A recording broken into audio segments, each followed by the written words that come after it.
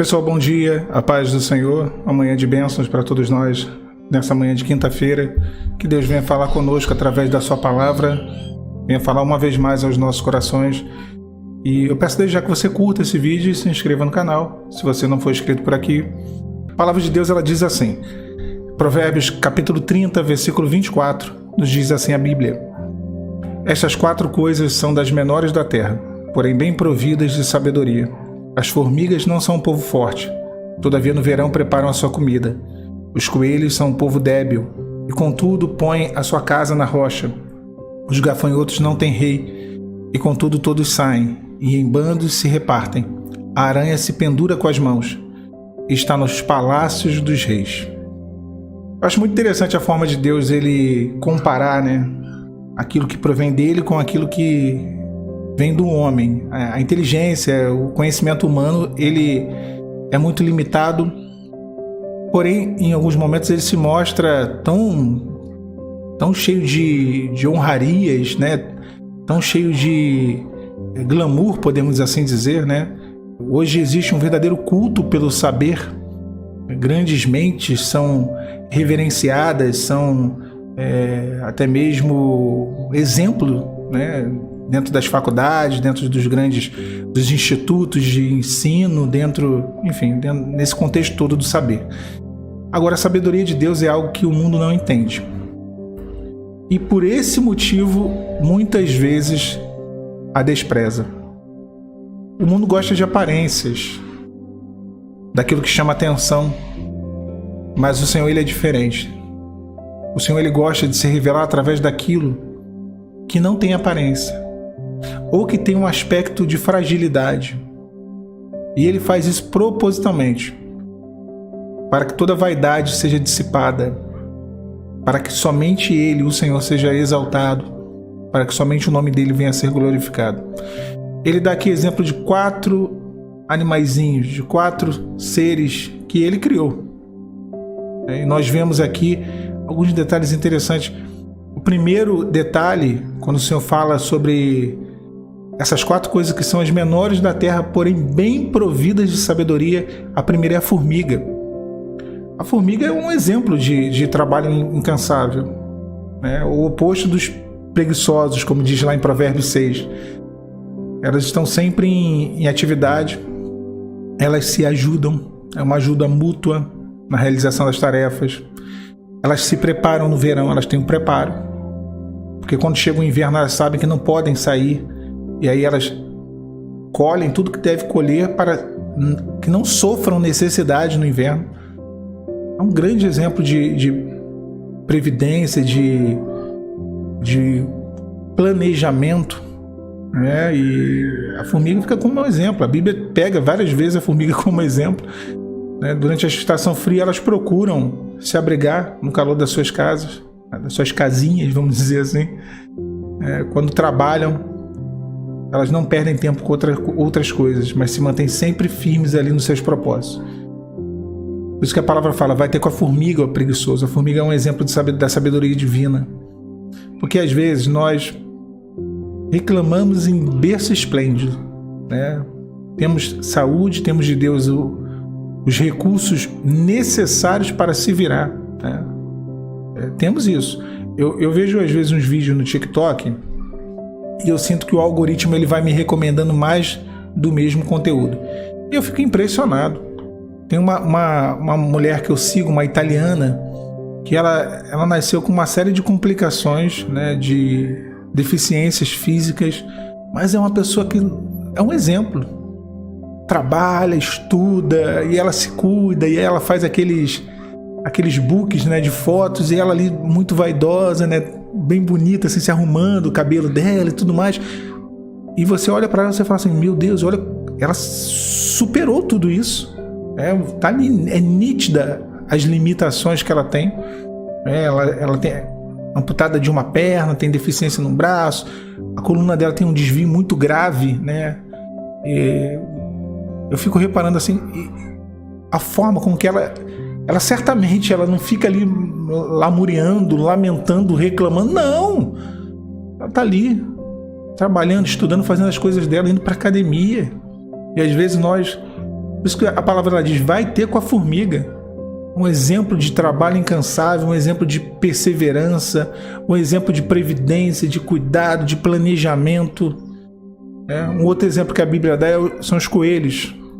São animais frágeis, sem defesa natural. Ele basicamente, para ele se defender, ou ele corre ou ele se esconde. Mas são animais muito prudentes. Eles não deixam o seu refúgio, a sua toca, sem antes observar o ambiente.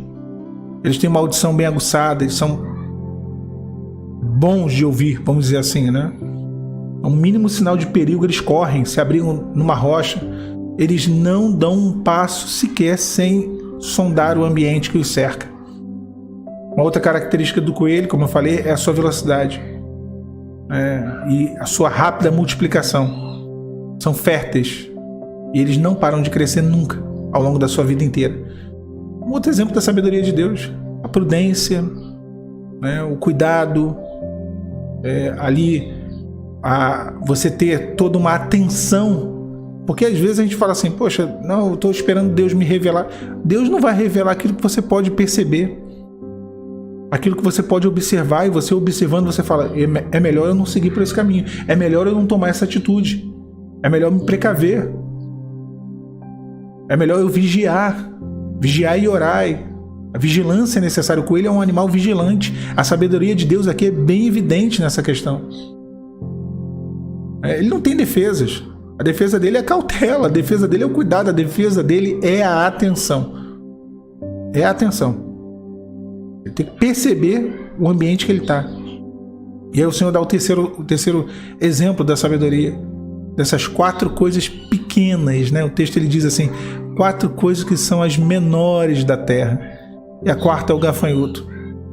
Pequenos animais se deslocam em bando, voam na mesma direção, em harmonia, não possuem um líder visível à sua frente, que nem os lobos, que tem o alfa, né? Que vai ali direcionando a matilha. Mas o segredo da subsistência dos gafanhotos é o grupo, o coletivo.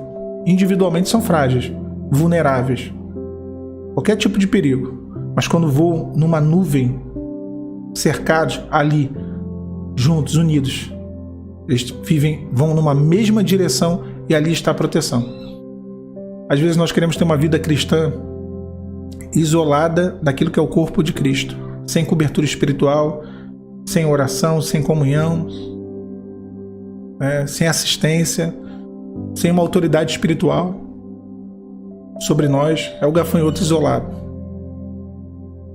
Não vive em bando, não vive em grupo. Minha irmã, meu irmão, eu sinto lhe informar, mas a Igreja de Cristo, ela é um corpo. Se você não é membro de um corpo, que é essa igreja, você é uma prótese do corpo de Cristo. Você tem uma função, mas você não tem uma identidade. Nós fazemos parte de um corpo. A Bíblia inteira ela dá esse sentido de um povo, seja no Antigo Testamento através de Israel, das famílias dos patriarcas, seja no Novo Testamento através da igreja, dos apóstolos, dos discípulos. Então, um gafanhoto sozinho é vulnerável. Quando estamos sozinhos, quando não temos uma assistência, quando não temos alguém para orar por nós, para nos dar um conselho, uma palavra, quando não temos uma cobertura, não que você vai depender disso para viver com Cristo, mas isso também é importante.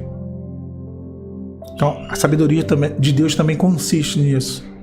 E o gafanhoto fica como um exemplo. E o último exemplo, a aranha. Indefesa, e tão indefesa que até uma criança com a mão consegue pegar uma aranha. É uma criança, pega a aranha na mão, né? Agora, ela tem uma característica interessante. Ela permanece nos ambientes sem ser notada. E o texto diz que ela mora nos palácios dos reis. E a sua presença permanece sem ser notada no palácio dos reis. Quando ela deseja construir sua teia, ela parte de um único fio e através dele realiza toda uma obra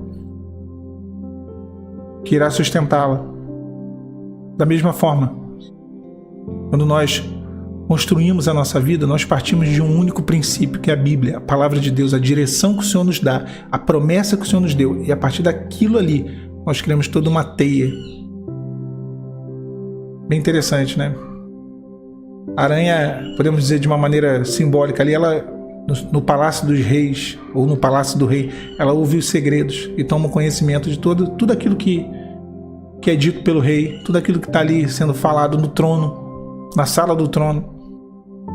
Tem informações privilegiadas, né? Se fosse um espião, se pudesse botar uma escuta numa aranha, que uma aranha escuta dentro de uma casa, ela sabe tudo que acontece. Então, são 4 exemplos: a formiga falando do trabalho, a diligência, o coelho falando da confiança, da prudência, o gafanhoto falando da comunhão, da direção do espírito, e a aranha falando da intimidade, da permanência na presença do rei. Tá vendo como a sabedoria de Deus é diferente? E às vezes falta essa sabedoria das pequenas coisas. Sabedoria das pequenas coisas, para que possamos enfrentar os obstáculos da nossa vida, para que venhamos a vencer as barreiras. Sabedoria não é inteligência. Sabedoria não vem de homens. Sabedoria não vem de cursos de teologia, de nada disso. Essa sabedoria, ela vem dos céus. Que Deus possa te encher dessa sabedoria. Tá bom? Deus te abençoe nesse dia, que seja um dia de ricas bênçãos. A paz do Senhor Jesus.